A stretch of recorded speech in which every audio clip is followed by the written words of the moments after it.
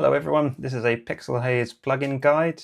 Today I'm going to be showing you how to install the Pixelhaze Tooltips plugin. So when your plugin downloads, you're going to be given three files: a CSS file, a HTML file, and a JavaScript file. We'll start with the CSS file. We'll just copy these file contents, copy, and then if we go to the CSS settings, which can be found under website pages, website tools at the bottom there, and then custom CSS. And then we'll just paste that CSS in there. There are a few values that you can change, but I won't do that for now. I'll leave that up to you.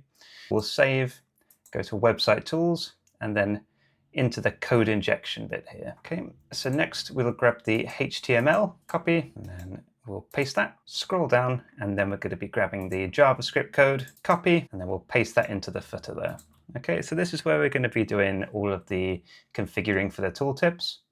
We have a keyword bit here, and then we've got the description that appears to the keyword on the right-hand side. So I prepared some tooltip examples earlier, so I'll just grab the first keyword, and then I will paste it over the keyword example here, but making sure it's in between these quote marks, otherwise the code won't work. And then I'll grab the description, and then again, replace the example, but make sure that it's in between the quote marks here. Now, an important note, the keyword needs to exactly match the case as it appears in the website text. So you can see here that it's got a lowercase I in the website. So we just need to make sure that the code has a lowercase I as well. Okay, so we'll just save that, and then we'll go into the edit, and then in the website copy here, I'm going to make this word here bold. Okay, that just gives us greater control and flexibility over which words get to be tooltips and which don't. So you can imagine if I had a lot of this word introduction being repeated throughout my website, then that could affect usability,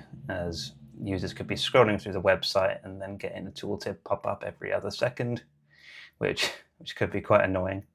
So we'll just save that, exit, and if we go into the preview mode, hover over introduction, you can see we've got a tooltip there. Okay, I'll do one more. So I'll just grab my next keyword and then pop it over the example. Again, we've got to make sure that it's matching that case. And then I'll grab the description and paste it in there, into edit, and then we'll make this bold as well. Exit, preview, and we've got our introduction there, and then we've got the describe. Okay, I hope you found this useful.